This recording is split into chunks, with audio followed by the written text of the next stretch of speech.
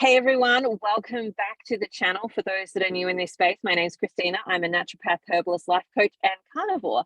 And this is my podcast, Talking with Carnivores. It's called Conversations with Carnivores. And that's the whole point, that we have a conversation about what life really is like as a carnivore, why we decided to go carnivore, and all of the things. Now, today I have a special guest. His name is Jeremy. He's over on the other side of the world from me, over in Canada.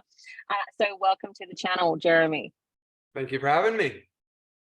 Awesome. So one of my favorite things in doing these sessions is really to ask, why did you go carnivore in the first place, or meat-based? Because it's not the norm. It's not what we're hearing out there, with our food pyramid and all of the different stuff. So there's often something that's driving people to step outside of that norm. What was it for you? I think because I didn't go right carnivore right away. I think a lot of people in the carnivore community probably did a similar journey. I would imagine it would have been back in 2017 or 5-6 years ago. I was watching a show called The Magic Pill, and it was interesting because I never thought much about diet, but I had a lot of issues that I was dealing with, like irritable bowel syndrome. I had a lot of digestive issues like that, brain fog, fatigue. And it's interesting because you're always told that this is normal. The having gas is normal, feeling tired after a meal is normal, brain fog, all these things. It's not looked at as an issue. And when I watched that documentary, I think it was on Netflix at the time, it kind of opened my eyes up to the idea of diet and the importance that diet can have. So I immediately, my mom and we both started doing keto, and essentially, just removed all of the processed junk and the sugary, biscuits and whatnot. And see, that's the thing, that alone, I felt really good. And when I got into that kind of ketotic state, I felt amazing. And I noticed a lot of improvements with my digestive system. I had more clarity, more energy, but I still did struggle. And I did that for maybe 2 or 3 years. And I remember going down, I lived in New Zealand for a little bit. And I remember trying to walk. I was living in Christchurch, and we were walking uptown and trying to sightsee and stuff. And I had to go to the washroom so bad. And I still had a lot of digestive upset. And basically what happened was I was eating a lot of nuts. I was eating a lot of trail mix and things like that as part of my keto diet. And I never thought, because you're told nuts are healthy and there's no issue with that, good source of protein, good source of fat, but you're not really told a lot about what could be wrong. And that's when I knew something wasn't right about what I was doing. So not long after that, I discovered Dr. Paul Saladino, and I was introduced to the whole idea of anti-nutrients in plant foods.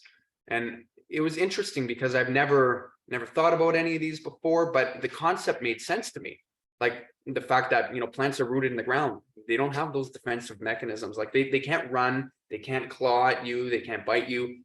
They're essentially very vulnerable by nature. And the idea that they create these compounds that try to fend off and try to, prevent people like us or animals from eating them, it really made sense to me just as a human being. It almost seemed like common sense. So I think that's when I did carnivore for a month 2 years ago in January. And it was crazy because I felt like $1 million after about a week and a half. Because I've struggled with things, I had the digestive issues. I was diagnosed with candida. I had a blood smear, and they found parasites and candida, all this stuff in it.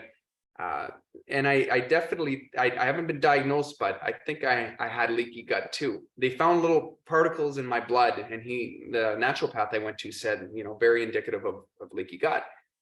So a lot of the issues that kind of correlated around the time of being diagnosed with that and dealing with that, these issues disappeared. And I'm talking 2 weeks into it.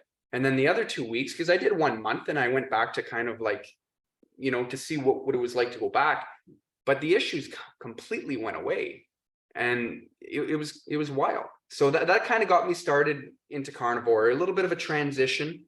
And ever since then, I've been like, and I'm sure we'll talk about that a bit, but I struggle with sugar cravings, and sometimes I fall off the wagon, but for the most part, I'm meat-based, completely carnivore. And I don't know, life is better. Like it's incredible. I love that. There was a couple of things that I want to come back to, because like you said at the beginning, like I think that people just feel like this is what life is meant to be, like the foggy brain and like the irritable bowel and all of that type of stuff. And I see it happen in my clinic all of the time, where people come in and they're like barely in their 40s and they're saying to me, I guess I'm just getting old. And I'm like, no, you're meant to be living until, like, there's no feasible reason that you couldn't be living at least until 80, if not 100 or beyond that. 100%. You're not even halfway. This isn't old. Yeah, I mean, that's what in normalizing kind of ill health and disease, like, it becomes a part of the culture, and taking pills becomes normal, and, feeling like crap. And it's interesting how, our lifespan increased over the years, but our health span has decreased. So, I mean, it's easy to keep us alive and medicated and not feeling good. But, then you look at before, I mean, people were really healthy and people lived old, like, even if you look at, there's a lot of people that looked at, old tribes and whatnot. I know Weston Price was a dentist back in the day, and he did all kinds of studies on old tribes, and the people lived, especially in Australia, the indigenous in Australia, they were in great shape. They lived very healthy lives, and you don't see that in modern day society. And it's sad, actually. Yeah. It was interesting. So for me, one of the first things that I studied when I was doing my studies as a naturopath was longevity. And it was the first like sort of articles that I was reading. Our assignment was to read it and sort of give thoughts and opinions on it. And the particular article was talking about how two things. One, that we have this assumption that prior to this sort of generation that everybody died out when they were 40. And it's like, no, that's not actually the truth. The way that they came to the number of like the average mean age was that they took all of the people that were born and divided that by the number of people who died, and essentially found the middle number, which is, not actually completely correct, versus if you lived past 10, so childhood illnesses, dysentery, all of that type of stuff was likely to take you out in large chunks of people before 10. If you lived beyond 10, your length of life was likely to be well and truly into the 90s, if not beyond. Bar accidents and things like that, you were generally healthy and well. And the other thing about these people that lived, so the second thing was that there was two groups of people that they looked at. One was meat eaters and one was vegetarians. And those that lived beyond 100, the meat eaters still had their own teeth, still were having sex, were still out in the field working, whereas the vegetarians lived the same length of time, but they weren't active in their lives anymore. They'd lost their teeth, they'd lost their sex drive. They were basically sitting in a chair. And I'm like, this is saying something to me. Which one do I want to be? It points to that health span factor, right? And it's kind of the limitation around a lot of the data, even, because I do want to talk about a little bit of the data around like meat and cancer and all these things, but you look at all of the data, and a lot of times it doesn't take into consideration factors like the fact that, certain illnesses were rampant, and we didn't have the ability to have shelter like we did today. We were more susceptible and vulnerable, and in so many environmental kind of ways, and that all plays a factor. Water, like you can't mix that all in and then speak to one specific point, and then apply all of that to it, because it doesn't represent it. And just a point quick too, because as someone who, like, I'm very health conscious. I'm always looking. I like to be a bit of a biohacker. I like doing my cold dips and my sauna and whatnot.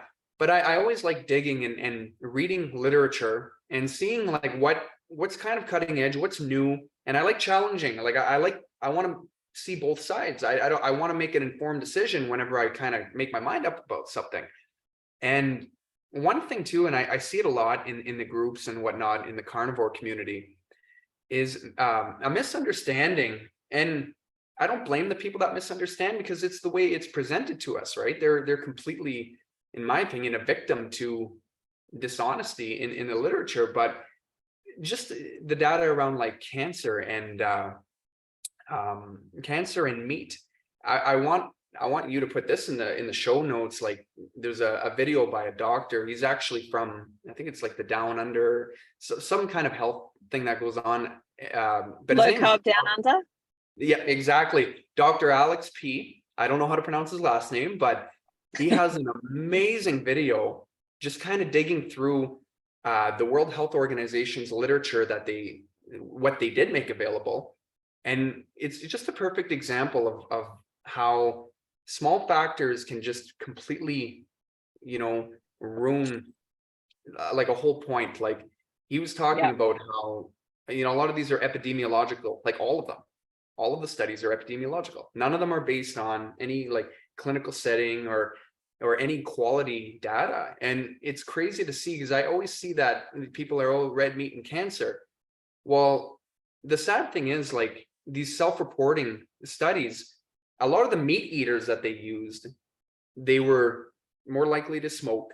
They were all eating standard American diets that included meat in the diet, eating the bun, eating the sugary beverage. And it's like, that does not represent, the carnivore movement in the slightest. And we're really like misrepresented. And I look forward, because I know like Dr. Sean Baker, he's doing a lot of work to try and get some studies, underway. And down in your end, Anthony Chaffee, Dr. Chaffee, or Chiefy, sorry. It's nice to see doctors, and especially younger doctors, really like the whole spectrum, because you have someone like Dr. Baker, who's older, completely different background from a different part of the world. And then, Dr. Chaffee and Dr. Kiltz, like, I love those guys. Like, they're all so motivating, and they're really, they're really making this movement something that's going to get attention and hopefully get more data. Because it's not that there's data to show that carnivore is bad. There is really no data. It's just there's not a lot of data, to kind of show, like, it is good. I would assume it's good. Everyone feels good on it, but it's just not a lot of data to back it up right now. That, you know what I mean? And I'd like to see more, because what does come out seems to be really great, right? Yeah, well, certainly we've seen, what was it? Harvard did it was just a survey, like, and that's the thing, is when we're looking at different types of data and research, we've got to look at, like, how was that done, all of that type of stuff, taking into factor all of those different types of characteristics. And I know the University of Harvard did a survey where I can't remember how many it was, but it was pretty much like everybody, it was like 80% of people who had gone on a carnivore diet said that they'd had improvements and reversed illnesses and so on. So that for me is like just the starting point, like that says, yes, there's some interesting stuff here. Let's actually research it. And that's what we want to see happen. But I think the challenge is, and I share this for the layperson who's watching at home that doesn't really have any knowledge around scientific data, and that is all science is funded somewhere, somehow, by some person, by some group. And we've got to remember that when we're looking at these things that say things like red meat causes cancer, well, who paid for that? Who paid for that data to actually be created? Because if you're a scientist and you want to keep your job and you want to do further jobs, then your goal, hopefully, is to produce the information that the people who funded that actually want to receive. And if it doesn't, and that's the key point, is that if your data does not prove the point that the company who paid for it wanted to see, they will squash it. It won't see the light of day. It won't actually get out there. And that's the other thing with some of this information about, red meat is causing cancer. I always laugh because it's, there's some studies that are like red meat is like hot dogs. And I'm like, I don't know about you, but like, I don't count hot dogs as red meat. It's wild. And I know there was a lot of studies on rats with keto diets, and the fat source was like, seed oils and canola oil. And it's like, oh my gosh, that there's a motive and there's bias, clearly, right? And it's frustrating a little bit, but yeah, it's the kind of thing where, they always say like, oh, there's nothing bad about something. Well, did you do the studies to look and see if there was something bad, or there was nothing bad that came up after really looking into it? Or did you just not do them and just, say that because there's no studies that have been done on it?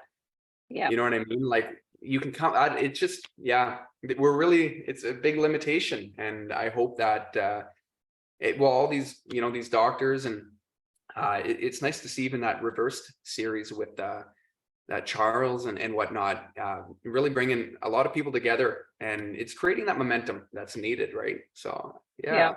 I look forward to it. And I think sometimes that anecdotal sort of evidence, like you and I saying we've gotten really great results with doing this, it's helped us, it's changed our lives and all of that type of stuff, can be sometimes more powerful because it's actually on an individual level versus a corporate level.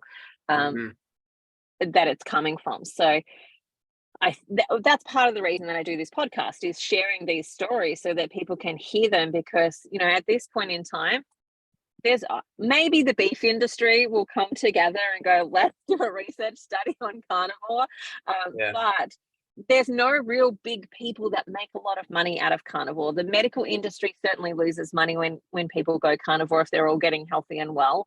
There's no, like, maybe the salt people, like Redmond's Real Salt, gonna make some money, like, but majority of like, there's no big industry type of body that's going to make a ton of money for people going carnivore. And so 100%. therefore it has to be us sharing it and sharing from our experience and our voice, and hopefully, maybe somebody who is making money out of their job can fund some of that research. And it's interesting too to even think of like big pharma, the amount of conditions that people are medicated for. It's unbelievable. Like type 2 diabetes, completely lifestyle and diet driven, and it can be completely reversed or managed using diet and lifestyle. And that's me.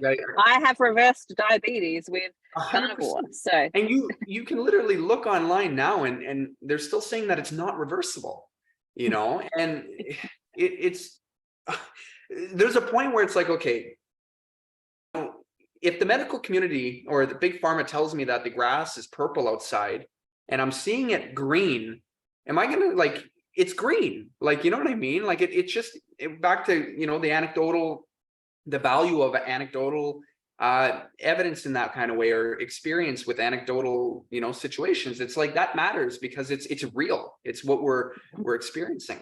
But yeah, it's wild, because if you look at like carnivore, the absence of excess insulin and all of these like healthy things that happen, that addresses type 2 diabetes. And I mean, you look at like that low grade systemic inflammation is like the root to most disease in the world.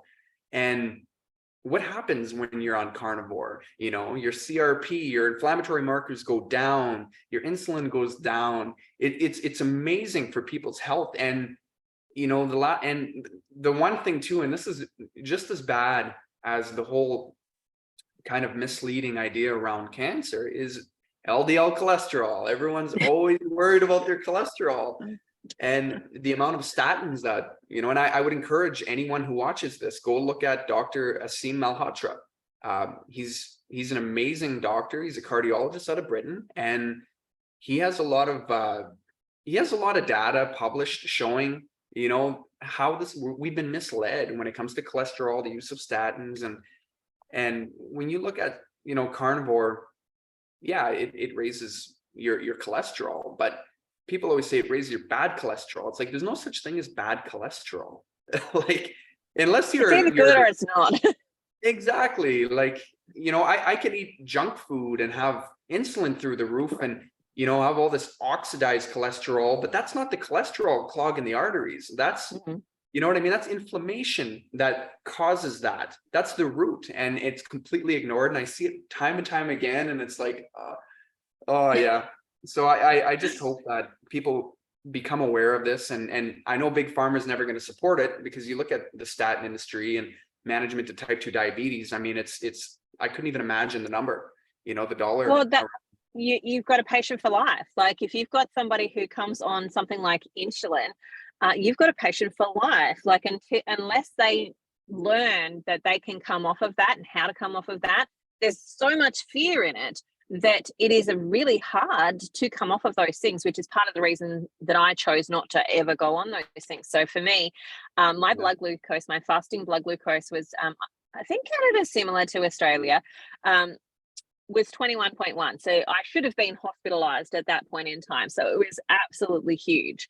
And when I checked it, because I was like starting to fall asleep in the afternoon, which was like, that's my warning sign. Something's not great, because I'm a high energy person. If I don't have energy, something's going on. So I started checking my blood glucose, and I'm like, I need to do something about this, or I need to go to the hospital. And I'm going to choose not to go to the hospital, because that's not the pathway that I want to go on. And essentially, I reversed what would have been insulin dependent diabetes. They would have taken me to the hospital, put me on insulin, and then they would have created an insulin dependent diabetic. I reversed that all the way down to a normal blood glucose within, I'm 11 months into Carnivore now. I did that probably within the first 6 months of Carnivore. Unbelievable. And now I'm just working on reversing insulin resistance and, letting my body continue to do the things that it needs to do. But you've got a client for life if you've got them on some of these medications and you don't educate them and teach them how to get off of them. And I'm not saying everyone should go down my pathway, because at 21.1, that's pretty serious. I should have definitely probably gone to the hospital. But being in the health space, I was very determined to manage myself and actually to be responsible for myself and choose the risks that I was going to take. So I don't recommend that for everyone. And you might use insulin to get on that journey, but if they're not teaching you how to get off of it, they're not teaching you how to fix the problem. And, a patient cured is a customer lost. But I mean, the fact that, hearing how you reversed that, and congratulations. I mean, that kind of pumps my tires to hear, because it just shows that it is possible. And it didn't take long. Like, people spend their life managing. And what bothers me the most about it is, diabetes type 2, you're insulin resistant. Your insulin's chronically high, your sugar's chronically high, your cells aren't uptaking, sugar like it should be. So what do? They give you more insulin to kind of force that process to go. You're actually perpetuating the problem. It's it's like the opposite of what should be done, and it makes there's no logic to it. But like you said, you have someone who you're going to get medicate and they're going to stay sick. You got that customer for life. And if anyone questions whether big pharma is profit driven or not, I mean, oh my gosh, the signs are there, Well, the signs are absolutely there. I remember listening to Dr. Carey talk about it. I can never say her last name. It's like Minjin or something like that. She's a doctor in the US, but she was talking about how when she was at the hospital doing her training, she did a stint in cardiology. And at that point in time, there was a research paper that they were working on. And essentially what it was that they were treating cardiac patients with antibiotics to actually see what the problem was, because what their understanding was that for majority of cardiac patients, it's an inflammatory or bacterial issue that's created a weakness in the artery walls, which then is why plaque comes along and actually builds like a bit of a dam and a reservoir. And if that continues, it just gets bigger and bigger, and that's where the blockages were starting. And so they went with the reverse engineering of, well, if we get rid of the infection that they have, do we fix the actual problem? And they actually found a resounding yes. When they actually started to give people antibiotics to resolve their infection, their plaques disappeared, and they didn't then need heart surgery, and they didn't need like stents put in, and they didn't need all of this other stuff. And they were like, wow, this is really important information. That study was squashed and then didn't get to see the light of the day, because it meant we then don't have patients on 5 different medications that they have to take every day. We then don't have, these really expensive surgeries that need to take place in order to do bypasses and stents and all of this other stuff. Yeah. And it meant a dramatic impact on the doctors that would be needed in the cardiac ward if they were actually resolved why the people were getting the cardiac disease in the first place. And, for me as a naturopath, I hear that and I go, great, fantastic. this is telling me underlying chronic inflammation as well as infections are the Mhm. driving forces there. Why are we looking at cholesterol as the problem and fat as the problem? Why are we not looking at why do they have infections and why do they have inflammation? But it's just an example of what happens within the medical industry. If it doesn't create more profit, then the research paper is squashed Yeah. in benefit of what they already have. And that would have been quite a ripple in their system, eh? And I think the part that it kind of bothers me too is like when people always reference to, oh, the studies or the data and stuff like that. I mean, that's nice, but what about these good quality ones? I mean, there was Dalhousie University out east here in Canada. They did a study looking at saturated fat and heart disease, and it was a higher quality than an observational. I don't know the details on it, but it essentially there was like no correlation. There was no proof or no data supporting it, and nothing, like completely ignored. And it's just frustrating. It's unfortunate, but I definitely think that, and like you said earlier, when you struggled with your type 2 diabetes, you took it into your own hands. We have to be our own advocates as people. And like my grandmother, I take her to the hospital, or not the hospital, to the doctor. They don't care. Like, you're in and out, you're a patient. You know what I mean? They just want their, well, I'm sure some of them care. I don't want to say all of them don't. The system isn't really designed for them to sit down with you and learn about you in depth and really take into consideration everything. It's not like a holistic natural path type of approach like you would be doing with patients. And it's unfortunate that we're kind of limited. Like, we have no doctors here. There's such a shortage, so you're lucky to get anything. And yeah, like I even look at like my grandmother. She was on protein pump inhibitors. Like, she had big issues and whatnot, and the correlation with I think I was reading some data, like 40% increase in dementia. And it's like, and you just look at these medications and the side effects to them. I mean, that's the third leading cause of death, if I'm not mistaken. I know in the United States, Absolutely. anyway, it happens all the time. It's just complications. Properly taken medication as well. Like, it's not like people are misusing the medication. It's when they're taking it as properly prescribed, they die.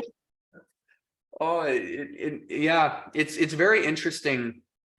I just don't understand, but I do like to focus on, and like, just this carnivore journey so far has been an eye-opener for me. And I think even with things like leaky gut and autoimmune conditions and that whole connection, my dad has eczema really bad on his fingers, and he noticed a big improvement when he took a lot of the inflammatory foods out. And even like ibuprofen and all these drugs that they kind of cause inflammation, and that gut barrier, it's detrimental, and it's just a leaky gut. I mean, most of your immune system lies in there, and we completely were taking antibiotics for things that we shouldn't. I remember going to the doctor with a sore throat, and he didn't even look into, like, they just throw it, they prescribe it out like it's nothing.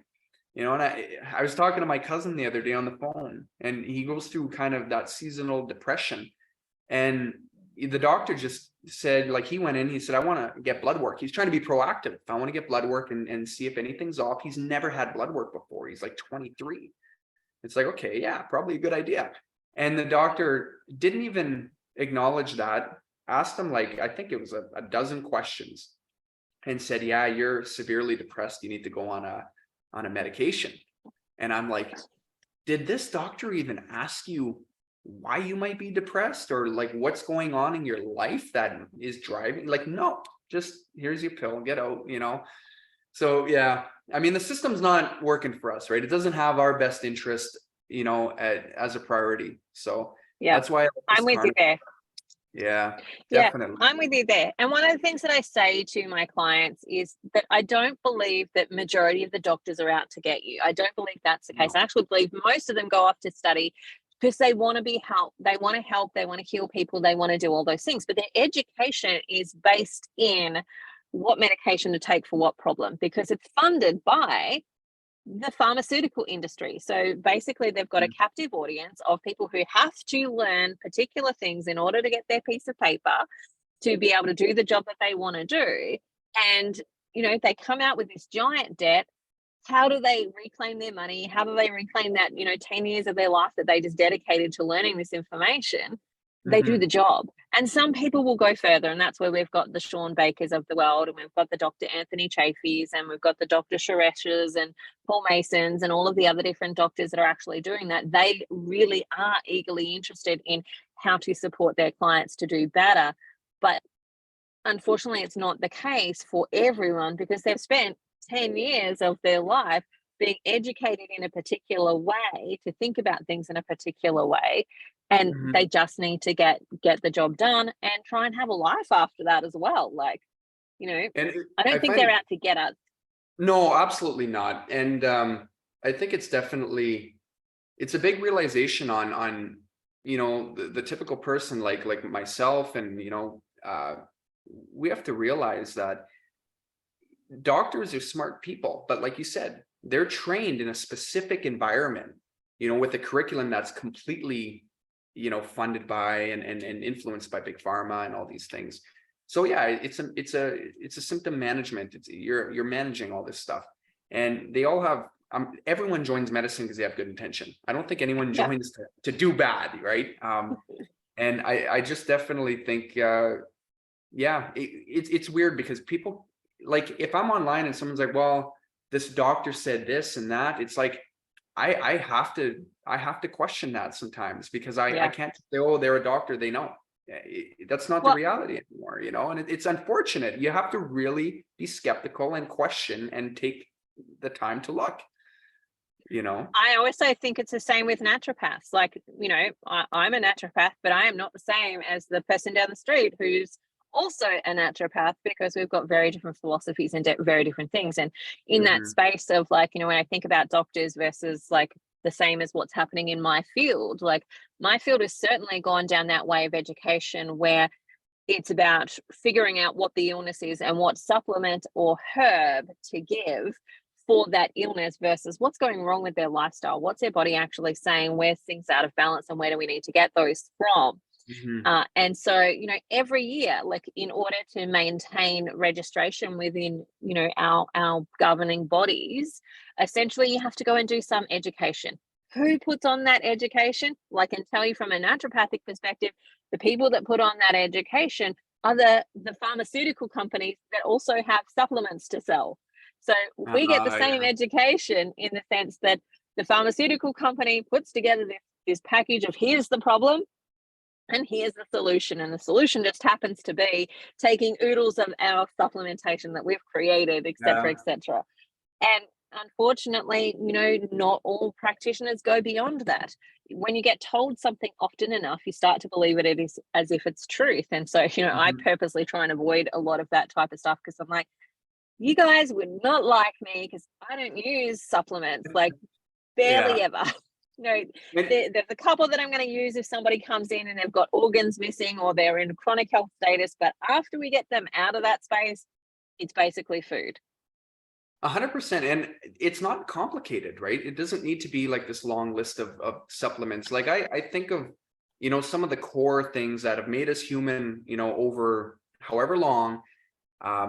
Like, you look at, a lot of like these antioxidants, and people rave about all these, these benefits of like sulforaphane and all these plant compounds. But, a lot of these things trigger the NRF2 pathway that what doesn't kill you makes you stronger pathway. And a perfect way that humans have kind of evolved having this thing active is environmental hormesis, right? We were always cold, we were hot.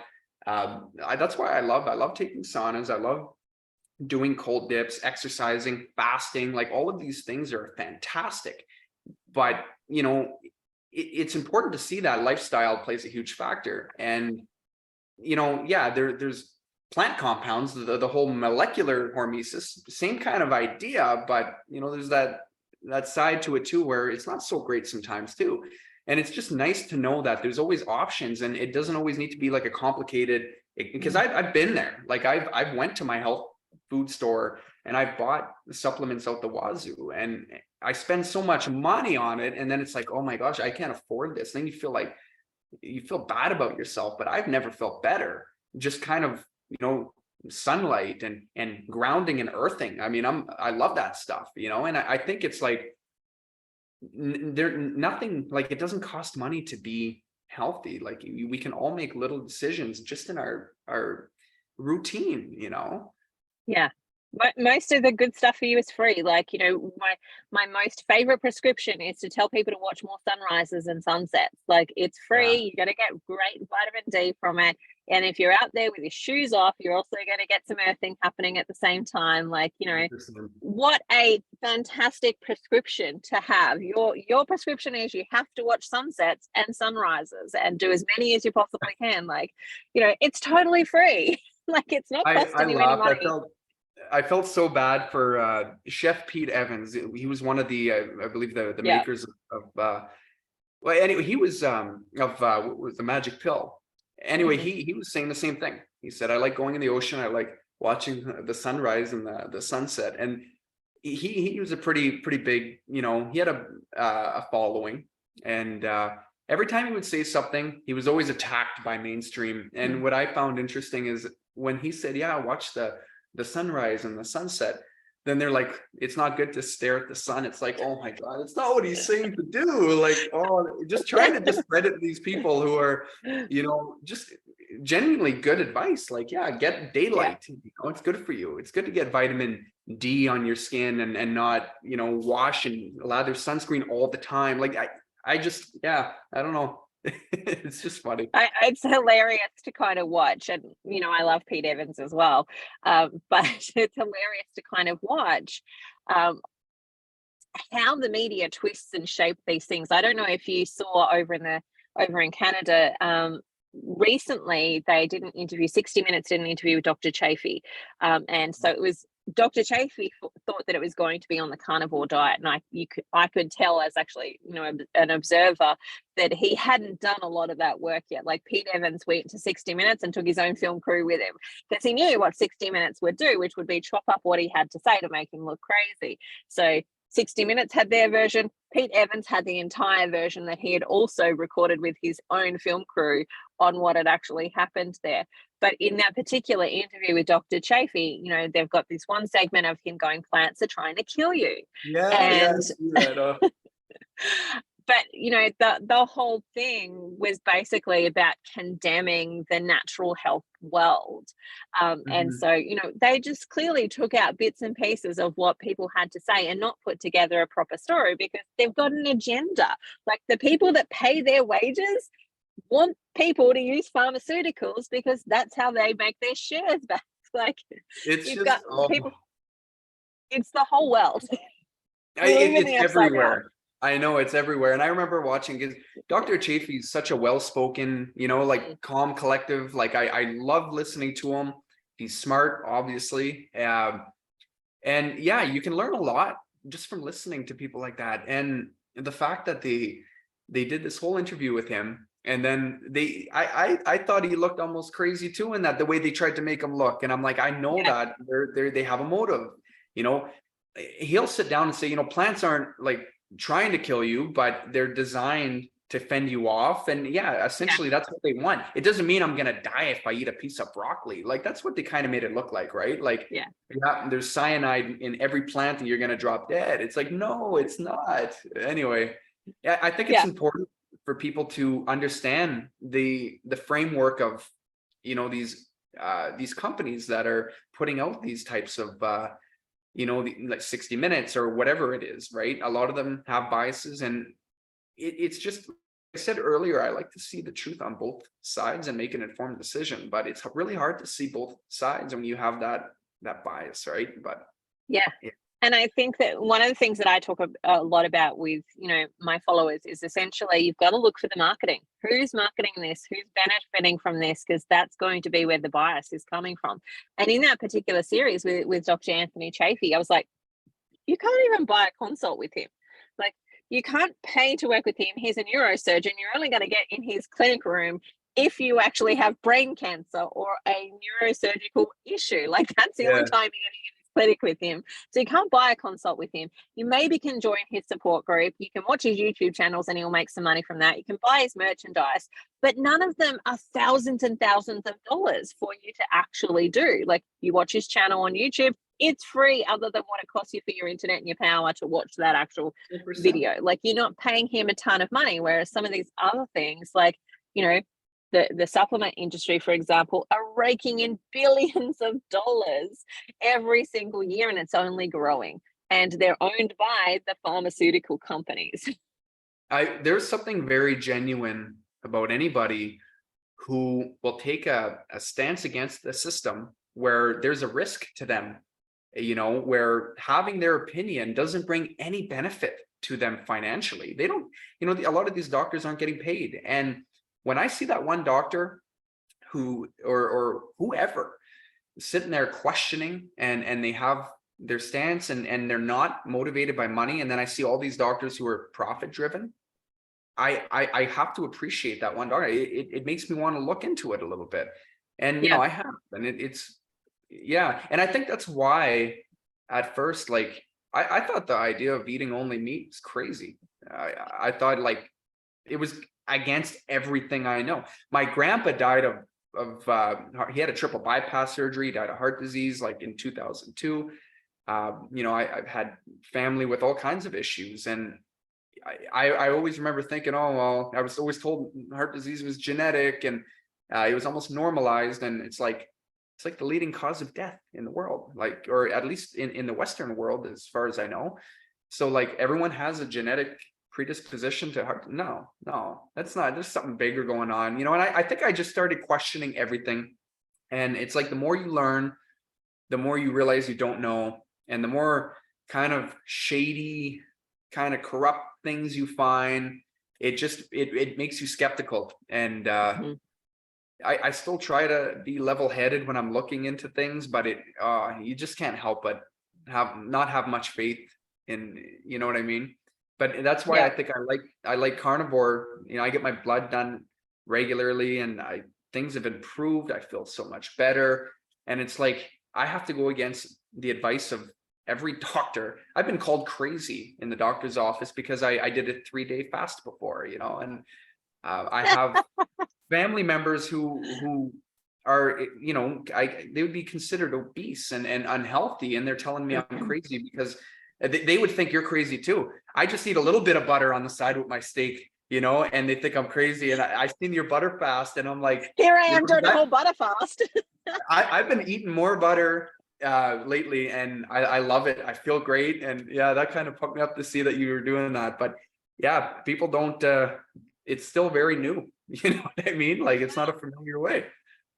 Side note, that butter fast was one of the best things that I did in regards to knocking down my insulin. Like, it gave me the best GKI score. That and sardines. I'm kind of hoping it wasn't sardines. I was like, can it be something else? But no, that and sardines so far. And today I'm on a broth fast, so I've just got broth today. Broth. So I certainly fit that crazy space. But you know what? I'm not on medication. I've lost 40 kilos or 88 pounds for those in the States. And I'm doing a lot better. I don't need glasses anymore. My hair's growing back. All of the amazing things are actually happening. So with that, like, I am curious, how have your family gone with you switching to Carnivore? Well, like I said, my mom joined Carnivore with me. Like, we did it together. And my mom's very short. She's like 4'11", I think. So her weight shows on her, and it always has. She's always been up and down. And my dad, he's my height. I'm 5'9", and he always weighed 200 pounds. And so they did it with me. Like, they were there with the keto, and they lost weight. My dad's 160 pounds now. He looks just like I do. It's amazing.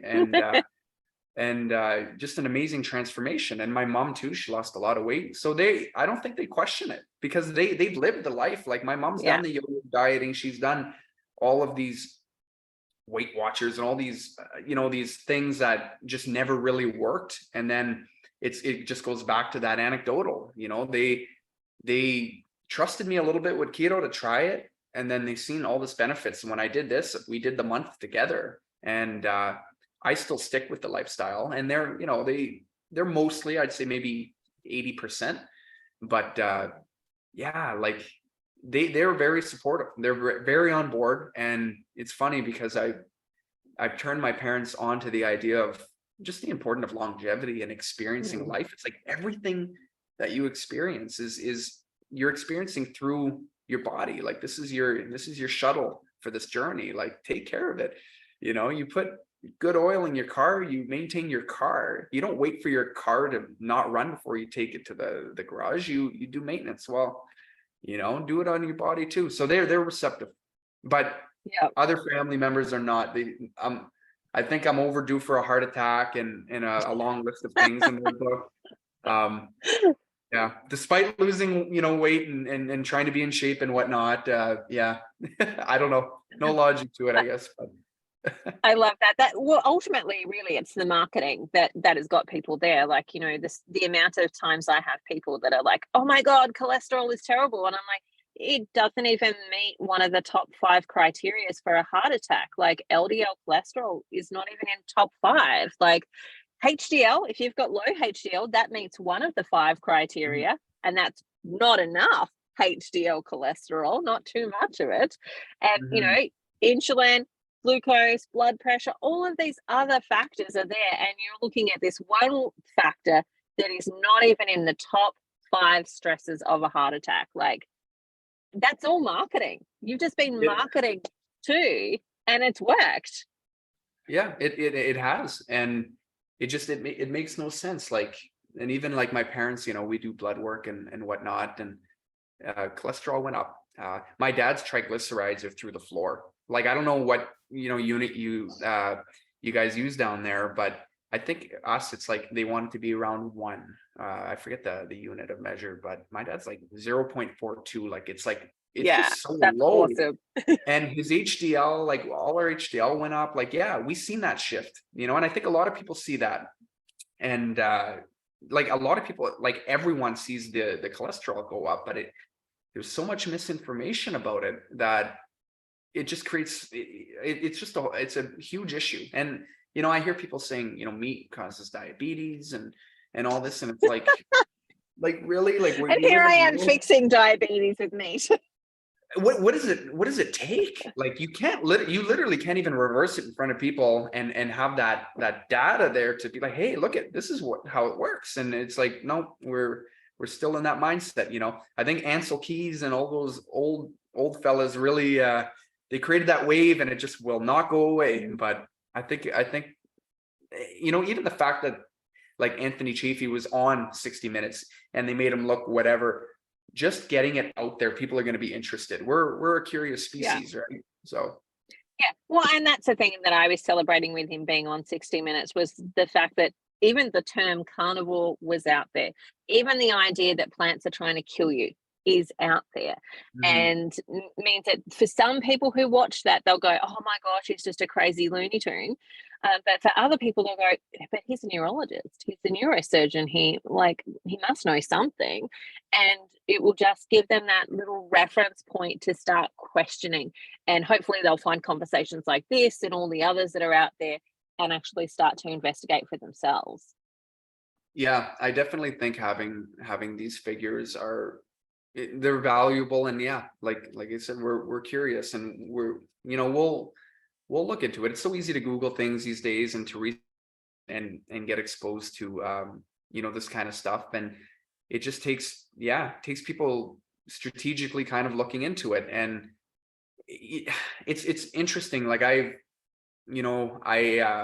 ex-partner of mine, my ex-girlfriend, she was vegan, and her family, they were all like plant-based and whatnot. And her mother needed like iron injections because always battling with anemia, and she struggled with anemia in the past. And going on a hike or anything like that, like I can literally just not eat for hours. Like I could go and I have so much energy and clarity, but then I find when I'm with anybody who is trying to eat a bunch of bars or whatever to get their sugar, their glycogen, whatever they do it for up, it's like just that roller coaster, and it's just up and down and up and down. And like I said, we've normalized all of these things, but there's so much more potential out there, and there's so much uncharted territory. Like, this way of eating has existed throughout evolution, but we've lost touch with it. And I think we're getting back into touch. You can't tell me that LDL is going to clog your arteries when, the Inuit up here in Canada and I don't know, maybe other Inuit nations or Arctic kind of tribes they live like 80% off of whale blubber. Like it just, it's interesting, but it's getting out there, definitely. Oh, one of my favorite videos of all time. I can never remember what his name is. My husband would remember. He's the name guy. But it's a video on YouTube, and it's called Science for Smart People. And it was Science for Dummies, and then he crossed it out and went Science for Smart People. So if you look up that YouTube video, it's so much fun to watch him. He's hilarious. But he also puts out this thing about, like, Dr. Oz was doing this thing about how butter clogs your arteries. And he's like, I don't know about you, Dr. Oz, but I like to keep my arteries at a cool 37 degrees. And that's a bit too warm for butter to turn to a solid.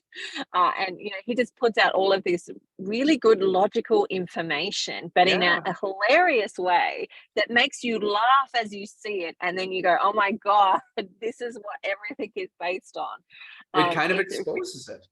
It does. It exposes it, and it uses humor, and it actually just brings some logic to it. Like, if you put butter out in the sun, it's going to melt.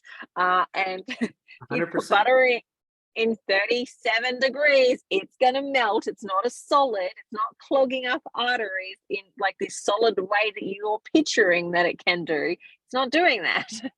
Yeah, I mean, saturated fat is a very stable fat compared to a lot of the other things we're putting into our bodies.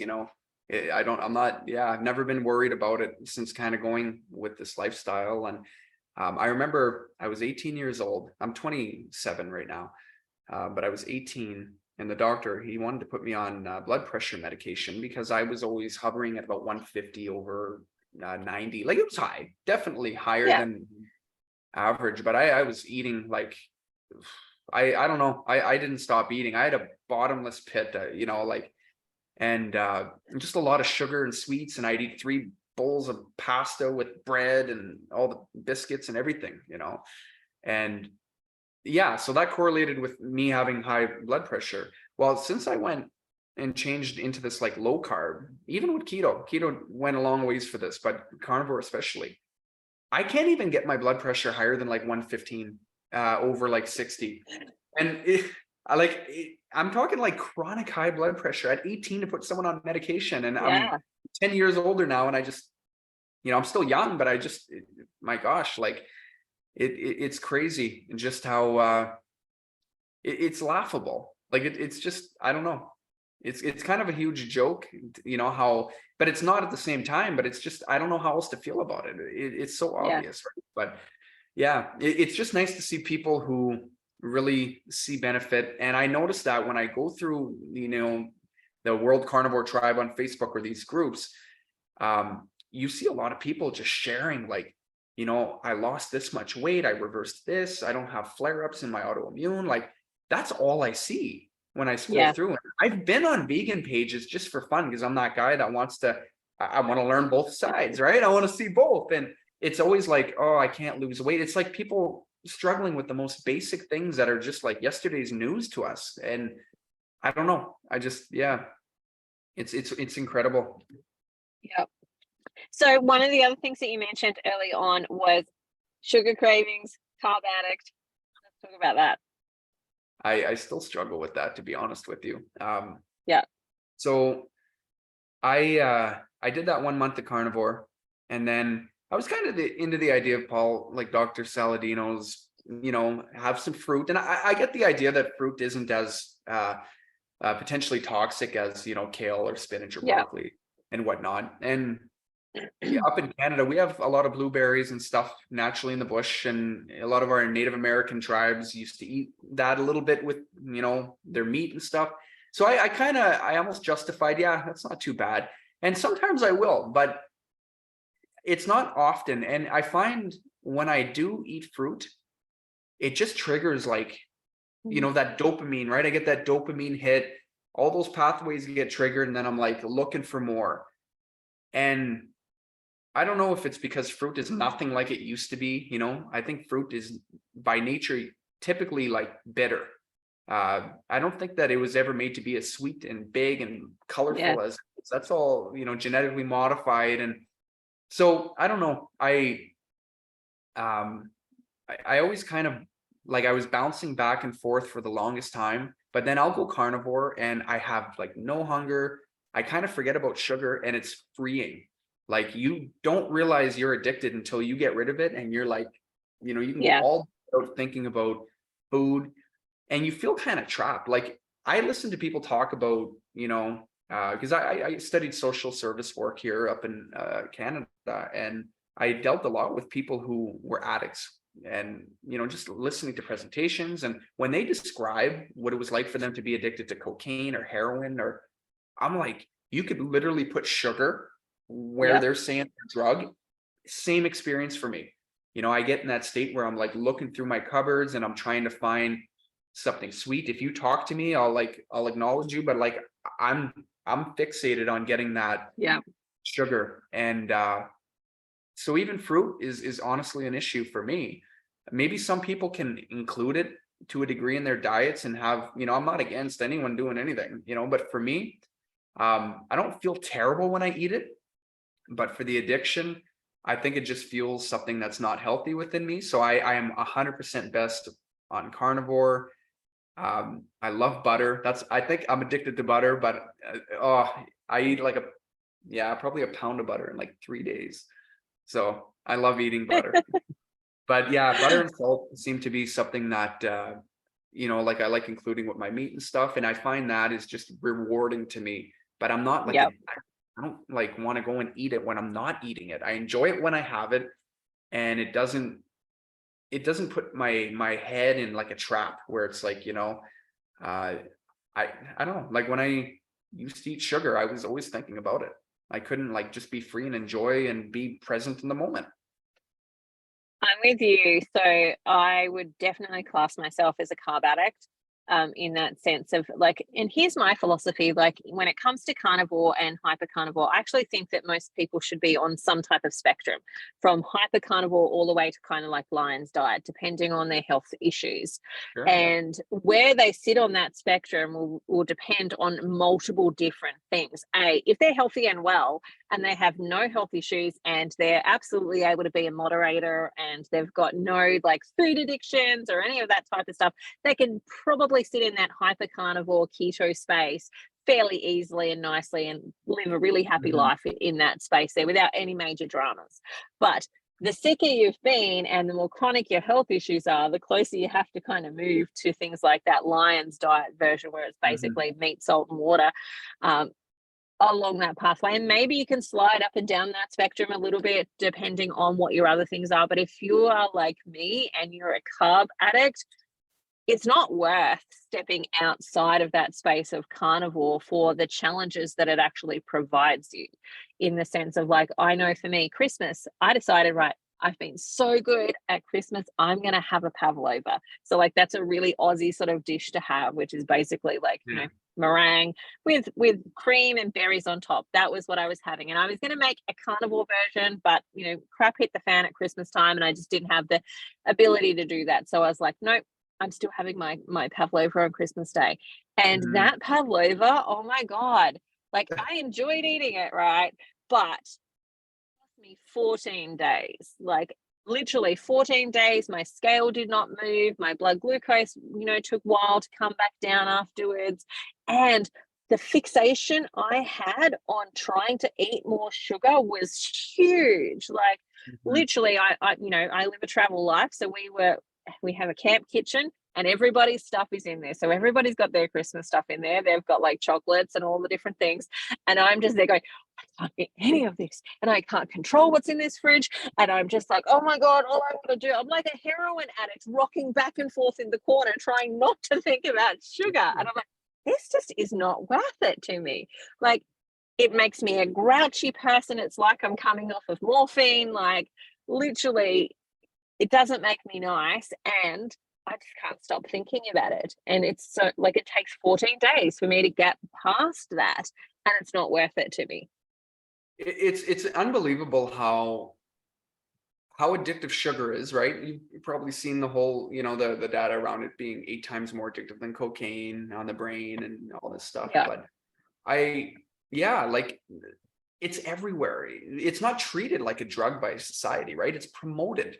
They're selling it everywhere. So imagine if, and I've always thought people who are getting out of drugs, if you quit doing drugs, let's say like drinking or all these drugs that you would do when you're partying or whatever, you're not going to go to parties. You're going to try to avoid parties because you don't want to be in that environment. Because if you're with 4 people, drinking, you're going to be the 5th. And it's about environment. But when you struggle with sugar addiction, it's everywhere. You can't really disattach from it. People around you are eating it constantly. It's like you can't really. It's really hard. And I find it would be harder for someone who's an alcoholic to maybe have 2 drinks a week as opposed to just quitting altogether. Because a lot of people just say, I'm not strong enough to, or I'm not capable of just having a couple. I need to completely get rid of it. And, that's kind of the whole idea around alcoholism. Well, how is that any different from sugar? Like, I know with me, I'm in the same boat as you. I have it and I light up my brain and I can't stop thinking about it for days, sometimes weeks. Like my grandfather always used to say, it takes 21 days to break a habit. I honestly, I think that's true. Like, and it's so normalized. And it's a socially acceptable drug, like in the sense that it's very socially acceptable. Like as a parent, if I stop my children from having sugar, society says to me I'm a bad parent, that I'm actually, wrecking their childhood by stopping them from having sugar. That's how insidious like the sugar culture is within our actual environment. And so, it's a socially acceptable drug. Everybody's on it. And don't you dare tell me it's bad, because like I'm not giving up my sugar. Yeah, it's so bad. And I mean, I was watching a video the other day of it's supposed to be, it was cute. It was a cute little girl, and they were giving her like a sugar for the first time, and she was all, and I'm like, but anyone who's probably carnivore is gonna sit there and go, oh my gosh, like that's so bad, because it's like you see it differently. As cute as it was to see the little girl, whatever, but it was such a bad kind of message, or whatever. And totally promoted. I think about it like this, because this is how I'll talk about it with my clients, in that we subconsciously know, like as kids, that sugar is bad for us. We actually have innate instincts that tell us this is poisonous, but the person giving it to you loves you so much. They absolutely love you to pieces, and they want you to be happy, and they want you to live a joyful life and all of the things. And we get this cross wiring that happens in our brain, which is like this signal that says don't eat that's bad, but it's given to us by somebody who absolutely loves and adores us. And then what happens when it comes inside is it lights up our brain and sends everything pinging, and we get this cross wiring where we start to learn to ignore the things that are bad for us and accept them as if they're good. And that then, that's part of the whole psychology of things that we have to undo when we start to do this journey. Because for me, carnivore isn't just about fixing your body. Definitely has fixed my body, but it has also fixed my brain, in the sense that, you're eating really good levels of protein, you're going to get good neurochemicals, you're getting serotonin, dopamine, all of the different things, norepinephrine, etc., all are actually starting to function as they should, which is why so many people who go on carnivore go, I don't have depression anymore. My anxiety is like either managed or like completely gone. I don't have it anymore, because they're now getting all the neurochemicals that help them think better. And it's about all of you being healthy and well, and getting rid of some of that sabotaging sort of stuff that we all naturally do as we grow up. 100%. And that's the issue with a lot of these neurochemicals like dopamine. We're not supposed to like spike that nearly as much as we do. And I always used to say, like, when it comes to addiction or anything, it's never the addiction is never to, whatever you're doing, gambling or shopping or whatever. That's not the problem. The problem is you're addicted to dopamine, and you're finding just different ways to get it. So stop Yeah. focusing so much on, like, yeah, obviously focus on what you're doing to get it, but you need to focus more on the fact that you have that. And it's never just as simple as saying, well, you have a chemical imbalance. Like a lot of these doctors just want to put you on a medication. It's like we're stimulated so much in society by buying new things, and you know what I mean, sugar, drugs, gambling, and it's bad. And you know, if I'm not mistaken, I think serotonin is kind of antagonistic to dopamine. If you have one really, really high, then one goes low. And I always used to feel like that. If I would like do these things and get dopamine in a bad way, I'd start to feel kind of like just unwell overall, like serotonin through the floor. And I think nature has a way of just balancing itself. And I think if we eat a natural diet, we get outside and we're just feeling things naturally as they are without trying to change that. Yeah, like you said, things just level out. You're gonna have nice, healthy levels of everything, like I'm just kind of throwing that out. In some cases, I'm sure maybe that's applicable, but yeah, I don't know. It's wild. Well, We definitely I get think stimulated. absolutely. And I think too, like, one of the things that I try and approach it is like, let's take away some of the shame of the addiction, because recognizing that what you're addicted to, whatever it is, whether it be drugs, alcohol, sex, food, sugar, whatever you're addicted to, at some point you were hoping that that was going to relieve the pain in your life. Like at some point you used it to relieve the pain that you're experiencing in your life. So it's just been a band-aid. And if we don't actually look at like what created that pain, can we sit with that pain? Can we deal with that pain? Can we focus on that pain? Can we like look at that pain from a completely different angle?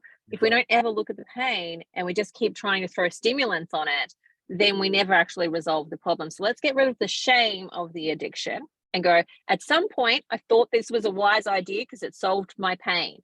But it didn't take away the pain. It just band-aided the pain and it didn't fix the problem. So let's actually fix the problem. So you don't need to keep turning to that band-aid.